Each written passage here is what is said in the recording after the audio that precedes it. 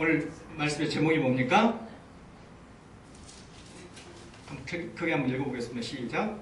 주의 평강을 얻기 위한 세 가지 조건. 네, 주의 평강을 얻기 위한 세 가지 조건들이라는 제목으로 말씀을 제목하고자 합니다.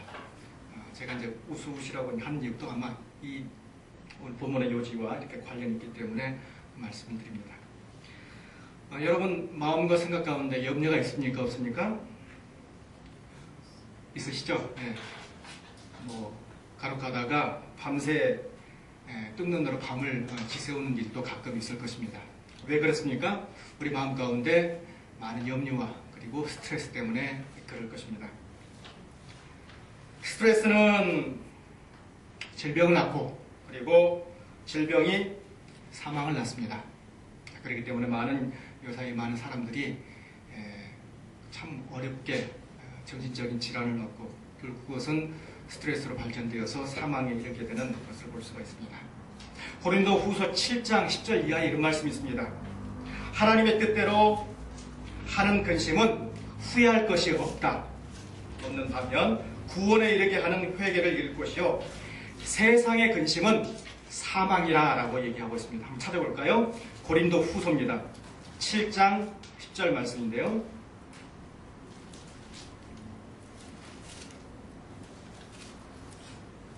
신약성경 293페이지가 되겠습니다. 같이 한번 한 목소리를 읽어보겠습니다. 시작. 하나님의 뜻대로 하는 근심은 후회할 것이 없는 구원에 이르게 하는 회개를 이룰 것이요 세상 근심은 사망을 이루는 것이라. 세상에 이르는 사망. 하나님께서는 회개를 우리에게 주시고 구원에 이르게 하지만은 그러나 세상의 근심은 반드시 사망에 이르게 한다는 사실을 성경은 얘기하고 있습니다. 여러분은 어떻습니까? 여러분 마음속 깊이 세상의 근심으로 인해서 하나님 중심이 아니라 혹 세상 중심에 계십니까? 반드시 여러분들 오늘 이 시간 우리 마음 가운데 한번 따라 쓰겠습니다. 영어로 되는데요.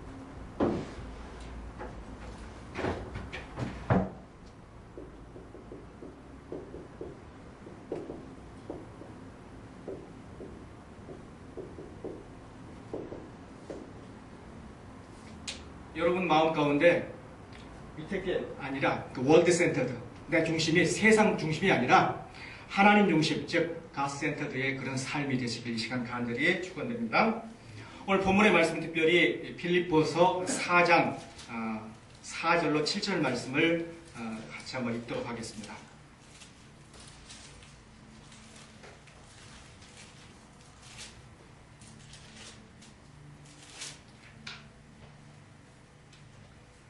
같이 한번 읽어보겠습니다. 주 안에서 항상 기뻐하라. 내가 다시 말하노니 기뻐하라. 너의 관영을 모든 사람에게 알게 하라. 주께서 가까우시니라. 아무것도 염려하지 말고 다만 모든 일에 기도와 간구로 너희 구할 것을 감사함으로 하나님께 아뢰라. 그리하면 모든 지각에 뛰어난 하나님의 평강이 그리스도 예수 안에서 너의 마음과 생각을 지키시리라. 아멘. 오늘 본문의 말씀 이 세 가지로 한번 요약 한번 해보겠습니다. 오늘 본문의 말씀 특별히 사도 바울이 로마 감옥에 갇혀 있는 갇혀 있을 때의 그 옥중소신 감옥에서 썼던 내용 중에 하나입니다. 옥중소신 어떻습니까? 마음이 괴롭겠습니까? 괴롭지 않겠습니까? 4년 6개월 동안의 감옥 생활을 하면서 이 사도 바울이 정말로 그 자기의 그 심정, 그 심려를 여러 많은 교우들하고 나누고 싶어서 특별히 이렇게 옥중에서 서신을 쓰고 있는 것입니다. 그러면서 그 마음 가운데 여러 가지 많은 염려와 근심이 있지만은 그러나 항상 우리 마음 가운데 무엇을 가져야 될지 분명히 오늘 본문의 말씀을 세 가지로 잘 요약시켜주고 있습니다. 먼저는 뭐 하라고 얘기하고 있습니다. 4절에 보시니까 주 안에서 기뻐하라, 항상 기뻐하라 라고 얘기하고 있습니다. Be joyful in the Lord. 주 안에서 항상 기뻐하라 라고 얘기하고 있습니다. 신문지에 제가 이제 며칠 전에 인터넷을 보니까 여러분 1조 억다음이 조죠. 1조 원이 과연 얼마나 큰 돈인지 한번 이렇게 내용이 이렇게 나와 있어서 유심히 봤습니다. 하루에 100만 원씩 2740년을 모아야 써야 그 돈이 된다는 것입니다. 그리고 만 원이죠. 만 원으로 450만 장을 만들고 그리고 5톤 트럭에다가 5톤 트럭 아시죠? 5톤 트럭에 약 22대의 분량이 되는 게 1조라고 얘기합니다. 그리고 그 1조를 조병사에서 찍으려면 약 80억 원이 든다고 합니다. 자, 그만큼 아주 큰 일입니다. 자, 그래서 1조를 찍기 위해서 약 80억 원이 들고 그리고 그것도 약 44일 동안 한 달 좀 넘게 이렇게 걸리는 시간 동안 계속해서 찍어내야 1조 원이라는 돈이 모아진다라고 얘기합니다. 그리고 만약에 그것을 이 경부고속도로에 깔면 19번을 반드시 19번을 왔다 갔다 해야 되는 그러한 돈이라고 얘기를 합니다. 얼마나 큰 돈인지 아시겠죠? 스티브 잡슨, 여러분 유명한 컴퓨터 공학자 있죠? 그 사람 지금 재산이 얼마인지 아십니까? 약 9조 원이라고 얘기합니다. 그만큼 돈을 많이 가지고 있는 사람이죠. 우리나라의 대기업 고 이병철 씨나 그리고 정주영 씨 돈을 참 많이 가지고 있었습니다. 자, 그런데 그 사람들이 죽을 때 돈이 없었습니까? 아니면 병원이 없었습니까? 큰 호화로운 그야말로 좋은 그런 시설에서 치료도 받고 그랬습니다만은 자, 그들의 생명이 과연 연장됐습니까? 그렇지는 않았죠. 그들 마음 가운데 아무리 재정적으로 풍족했다 할지라도 그러한 어떻게 보면 여유 있는 생활들은 하지 못했습니다.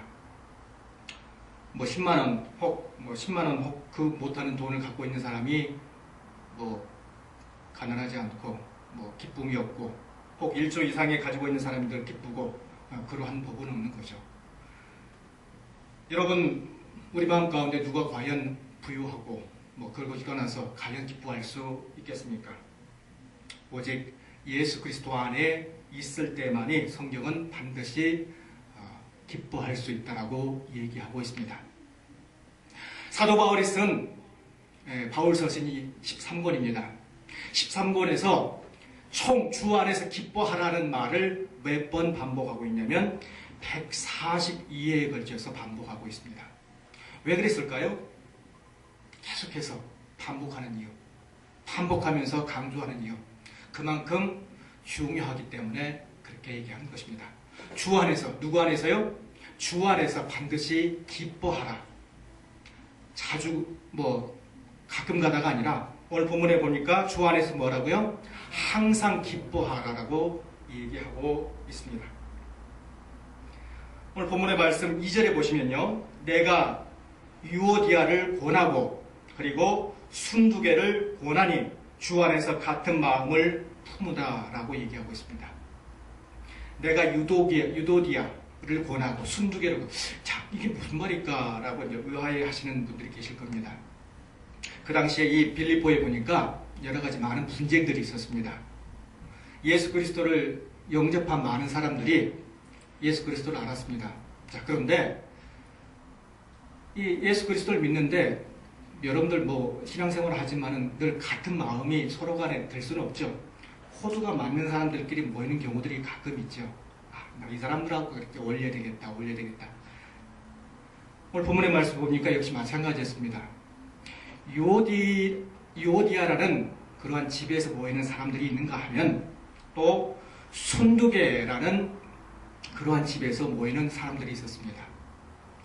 신앙생활이 약간씩 틀리다 보니까 조금씩 다를 수가 있습니다. 자, 그런데 오늘 본문의 말씀에서 이렇게 얘기합니다. 주 안에서 항상 기뻐하라. 내가 다시 말하노니 기뻐하라. 비록 신앙의 색깔이 다르고 여러 가지 배경이 다른다 하지만은 자, 그러한 모습에서 어떤 분열을 조장하지 말고 너희들이 갈 수 있는 주 안에서 행복할 수 있는 기뻐할 수 있는 방법들을 찾아내어서 기뻐하라라고 얘기하고 있는 것입니다. 같은 마음을 품으더라 라고 얘기하고 있습니다.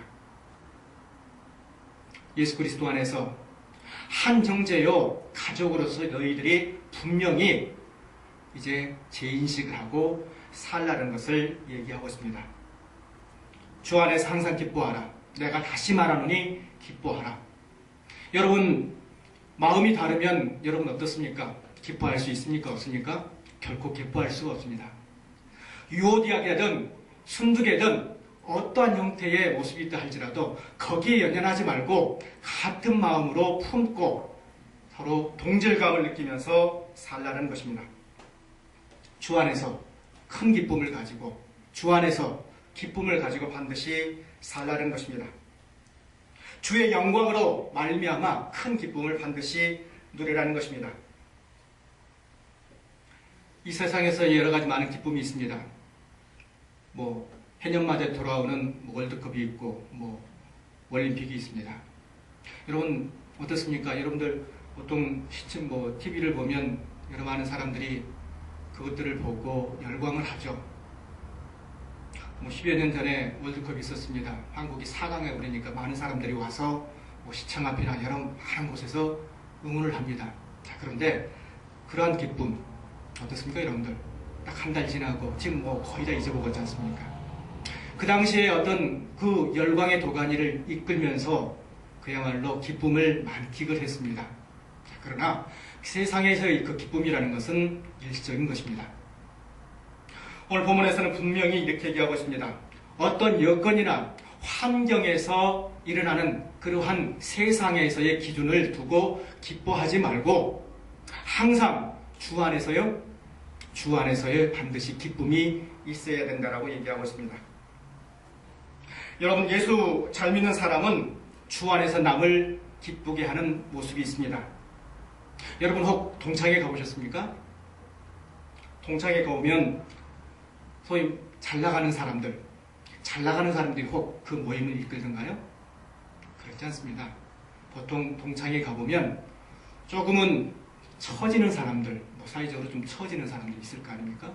자, 그 사람들이 보통 이 동창회 모임을 잘 이끕니다. 그 사람들이 보통 조율을 하면서 어떤 잘된 친구가 있으면 그를 부추기고, 너네 아이가 어디 합격했다더라, 어디 갔다더라, 자, 다 같이 박수 쳐주자. 보통 그렇게 분위기가 흘러갑니다. 자, 그러면서 계속해서 그 분위기를 이끌면서 맞춰주는 것을 볼 수가 있습니다.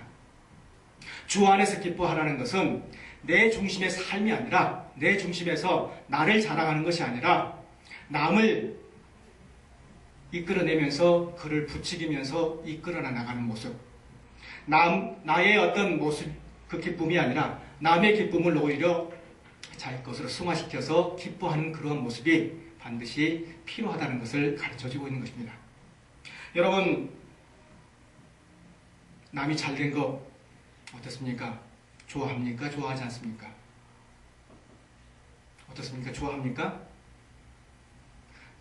남이 잘 되는 것, 대부분 많은 사람들이 남이 잘 되면 배가 많이 아픕니다. 싫어하죠. 주 안에서 우리가 보통 목사님 설교 듣고 주 안에서 기뻐하십시오. 그리고 형제를 멸시하지 마십시오. 이렇게 얘기를 듣고 합니다. 그러나 우리가 세상에 살다 보면 그렇게 하지 못할 때가 너무나 많이 있습니다. 주 안에서 기뻐하십시오. 그러면 당신이나 잘하십시오. 이렇게 보통 이렇게 하는 게 일반적인 모습입니다. 그러나 오늘 본문의 말씀은 분명히 성경은 얘기하고 있습니다. 주 안에서 항상 기뻐하라.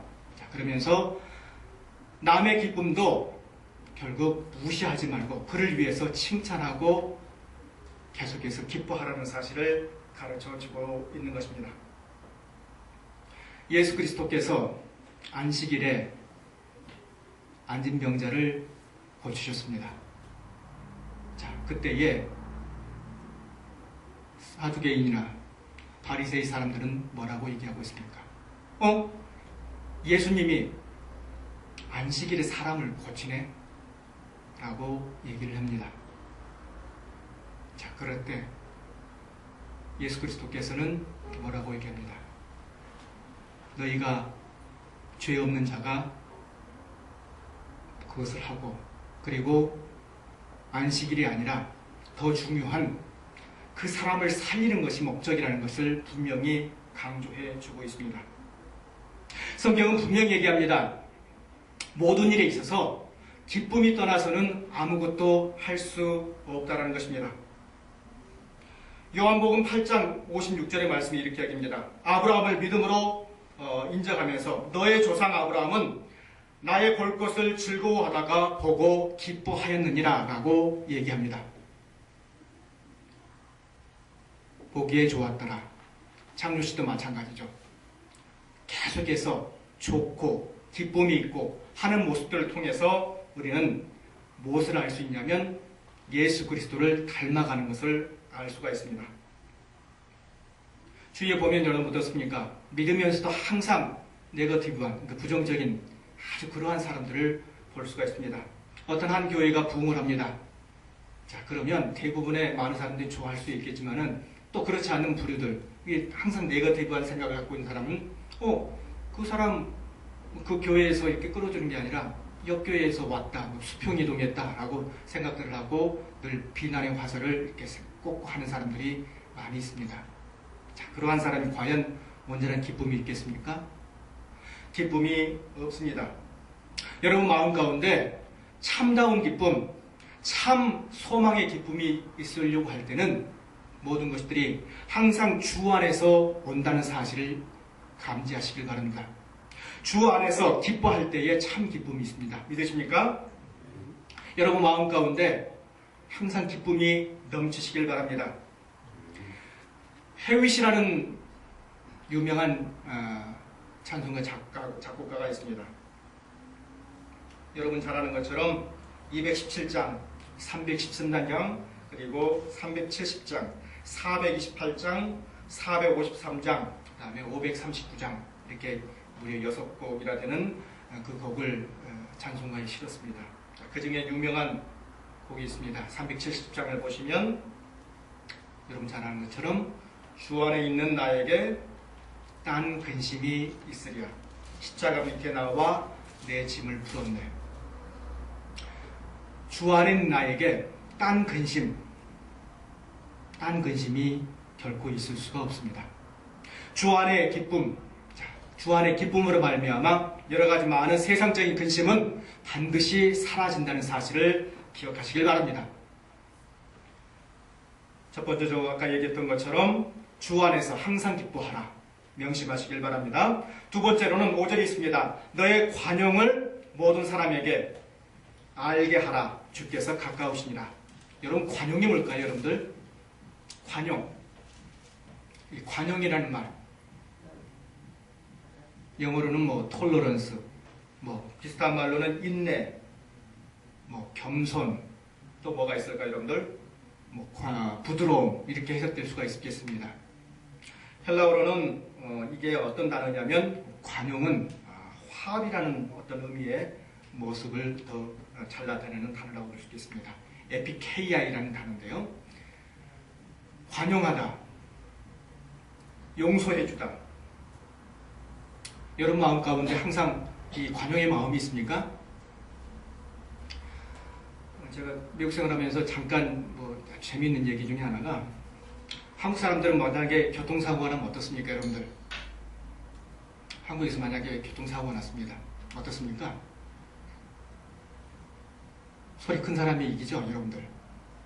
딱 내리자마자 잘잘못을 떠나기 전에 따지기 전에 먼저 목소리 큰 사람, 예전에는 그래서 지금은 좀 덜합니다만은 예전에는 반드시 목소리 큰 사람이 이겼습니다. 그래야 경찰한테 말하기도 좋기 때문입니다. 자, 그런데 그런 생각을 가지고 어떤 집사님인가 하여튼 그분이 미국에 오셨습니다. 아마 전라도 분이었던 것 같습니다. 이분이 이제 영어가 짧으니까 교통사고가 났는데 뒤에서 이제 신호대기를 하고 있는 뒤에서 와서 딱 부딪혔습니다. 자, 그 순간 이 사람이 참아야 된다는 것을 알고 있지만은 내려서 홧김에 딱 그 사람을 보며 미국 사람이었습니다. 소리를 지르려고 하는데 이 영어가 돼야죠. 단어들을 다 모으기 시작합니다. 써보겠습니다.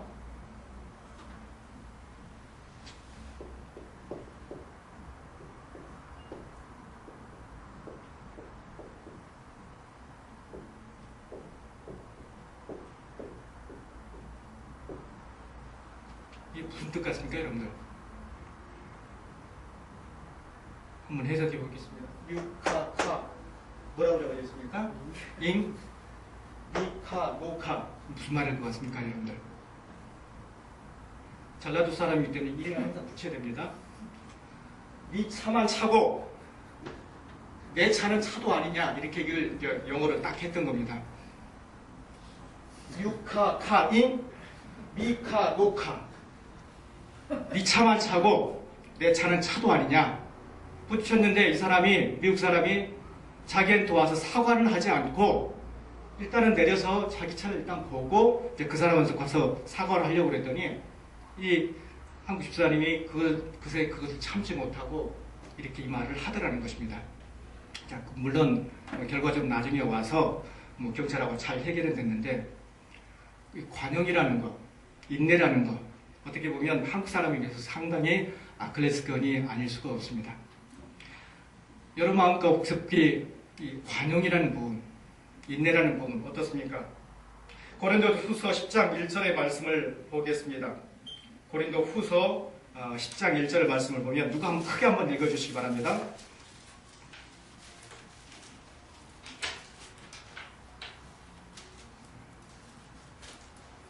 너희를 대면하면 유순하고 떠나 있으면 너희에게 대하여 담대한 나 바울은 이제 그리스도의 온유와 관용으로 친히 너희를 권하고 예, 그리스도의 온유와 관용으로 친히 너희를 권하고 자 그러면서 2절에 이렇게 얘기합니다. 또한 우리를 육신에 따라 행하는 자로 여기는 자들에 대하여 내가 담대히 대하는 것 같이 너희도 함께 있을 때 나로 하여금 이 담대한 태도로 대하지 않게 하기를 구하노라 라고 얘기하고 있습니다. 온유와 관용으로 모든 것을 해결하고 할 때에 하나님께서는 반드시 큰 기쁨을 허락하여 주신다는 것입니다. 이 관용이라는 것 어떻게 보면 참 어렵습니다. 이 관용이라는 것이 어떻게 보면 늘상 우리가 관용을 해야 된다, 그냥 봐줘야 된다, 어떤 그런 개념으로 생각할 수가 있습니다. 자, 그런데 성경은 분명히 얘기하고 있습니다. 관용, 참을 수 있는 것은 참고 대신 하나님 보시기에 합당치 않을 때는 이 관용이라는 부분 반드시 그렇게 하면 안 된다라고 얘기하고 있습니다. 예수 그리스도께서 성전 청결 사건이 있었습니다. 마태복음에 보면 2장 1절로 12절, 마태복음 21장 12절 말씀이 이렇게 나와 있는데 어떤 사람들이 와서 성전 앞에서 비둘기를 매매하고 그리고 계속해서 나쁜 짓을 하니까 거기서 예수 그리스도께서 식탁을 뒤엎으면서 그들을 내쫓아내는 장면이 나옵니다. 모든 곳에서 관용이 허락되는 것은 결코 아닙니다. 정의가 살아야 되는 그런 부분, 의가 살아야 되는 그런 부분은 반드시 예수 그리스도께서 반드시 거기에 대해서는 확답을 짓고 있습니다. 불의에 대해서는 뇌성을 바라는 반드시 용기가 있어야 됨을 성경은 얘기하고 있다는 것입니다. 여러분, 구약에서 보통 이렇게 얘기합니다. 눈에는 눈, 이에는 이. 무슨 보복복이랍니까? 동해보복복이라고 합니다. 반드시 같은 어떤 법률에 있어서는 같은 걸로 처벌을 내려야 되는 그러한 것이 있습니다. 자, 그러나 성경은 반드시 그렇게 해야 되지 않는다라고 신약에서는 얘기하고 있습니다. 여러분, 가늠한 여인을 데리고 온 그 가늠한 여인이 왔습니다. 주위에 많은 사람들이 있습니다. 자, 그때에 예수 그리스도께서 뭐라고 얘기합니까? 너희 중에 죄 없는 자라고 반드시 치라라고 얘기하고 있습니다. 구약 성경의 원칙에 따르면 그 여인은 반드시 죽어야 합니다. 자, 그러나 예수 그리스도께서는 그를 용서하시면서 그를 살려주십니다. 자, 그러면서 다시는 그러한 죄를 범하지 말라 얘기하는 것을 볼 수가 있습니다. 여러분 마음속 깊이 혹 모든 것을 그야말로 무자르듯 이렇게 하는 것이 원칙이다라고 생각할 수 있는 것이 있을 수 있습니다. 그게 하나의 삶의 지표가 될 수가 있습니다. 자, 그러나 성경은 분명히 오늘 본문의 말씀을 통해서 얘기합니다. 불의한 마음에 대해서는 반드시 제하고, 그러나 모든 것들을 포용할 수 있는 그러한 모습, 자, 그러한 모습을 반드시 갖출 때에 하나님의 백성으로서 삶을 영위할 수 있다는 것입니다. 좁은 것, 그 좁은 것들에 대해서는 용서하십시오. 자, 그러나 하나님이 보시기에 합당치 않은 것, 자, 그러한 부분에 대해서는 반드시 선을 긋는 그러한 신앙이 반드시 요구될 때에 이 관용이라는 부분이 드러날 수 있다는 것입니다. 기뻐하라, 관용하라, 그리고 마지막으로 뭡니까? 6절에 보니까 뭐라고 나와 있습니까? 기도와 간구라고 얘기하고 있습니다. 아무것도 염려하지 말고 다만 모든 것에 뭐 하라고요? 기도와 간구로 이렇게 얘기하고 있습니다. 기도와 간구. 기도와 간구가 있을 때 반드시 신앙생활에 주의 평강을 위한 세 가지 요건이 갖추어진다는 것입니다. 여러분, 신앙생활 하시면서 몇 분 정도 기도하십니까? 하루에. 종교개혁자 칼빈은 반드시 8번은 기도하라고 얘기하고 있습니다. 아침에 일어나서 1번, 식전 1번, 식후 1번, 새끼니까 6번이 되고 7개, 저녁에 1번, 총 8번의 기도를 하라고 얘기하고 있습니다. 몇 번 기도하십니까, 여러분들?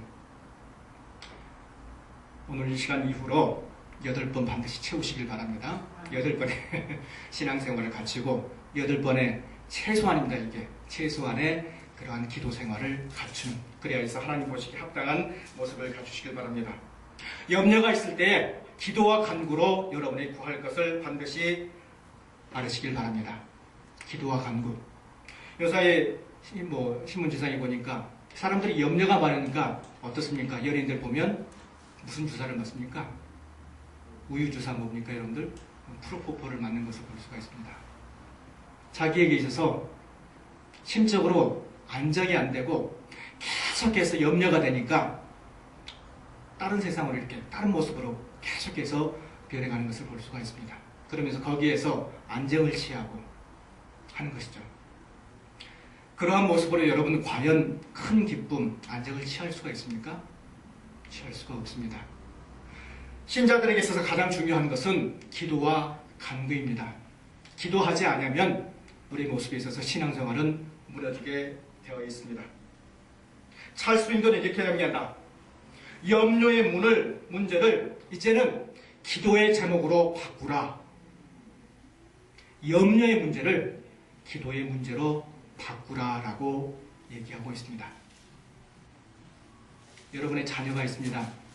자녀들이 보통 방과 후 학교에 돌아오면 뭐라고 얘기합니다.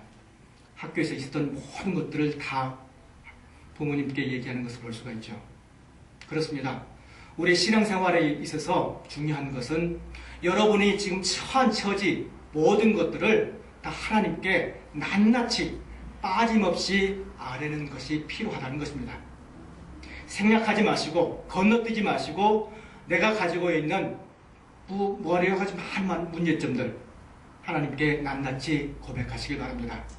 그러할 때 하나님께서는 반드시 여러분의 기도 제목을 다 들어주실 줄 믿습니다. 히스기야가 예루살렘을 뺏으러온 그 와수리 왕이 이제 왔을 때 어떻습니까? 성전에 올라가서 눈물로 통회하면서 하나님, 지금 와수리 왕이 이렇게 왔습니다. 저는 도저히 아무것도 할 수가 없습니다. 하나님, 도움을 주십시오. 자, 그럴 때에 하나님께서 그 히스기야를 보시고 이스라엘 백성들을 구원하셨다는 것을 우리는 구약 성경을 통해서 볼 수가 있습니다.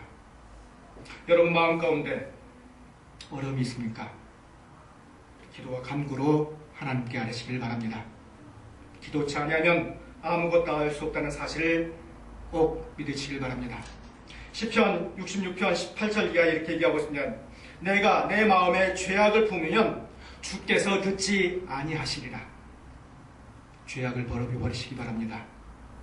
죄악을 버리시고 온전히 내 마음속 깊이 묻혀있는 하나님을 향한 그런 열정이 살아나시길 바랍니다. 말씀했습니다. 우리 뇌의 무게 1.5kg입니다. 우리 뇌의 무게가 1.5kg인데 그 방향이 과연 어디를 향하고 있습니까? 세상을 향하고 있습니까? 아니면 하나님을 향하고 있습니까? 이 시간 이후로 우리의 마음 가운데 다시금 신앙의 회복이 있기를 바랍니다. 기도와 간구, 관용을 늘상 기뻐하는 이 세 가지를 반드시 갖추었을 때 주님께서는 기뻐하신다는 사실 늘 기억하시길 시간 간절히 원합니다. 기도하시겠습니다. 은혜가 풍성하신 주 하나님 감사합니다. 오늘 이 시간 주의 평강을 이루기 위한 세 가지 조건들에 대해서 오늘 말씀을 듣고 찾았습니다. 아버지 하나님, 이 시간 말씀을 듣고 깨닫게 하심을 감사합니다. 항상 기뻐하게 하여 주시옵시고 관용을 가지고 살게 하여 주시옵시고 늘 기도와 간구로 하나님께 찾는 그러한 신자들이 되기를 진심으로 원하옵나이다. 아버지 하나님, 우리의 마음을 굽어가 살펴주시옵시고 우리 마음 가운데 주를 향한 열정이 있게 하여 주시옵소서. 주 예수 그리스도 이름으로 기도하옵나이다. 아멘.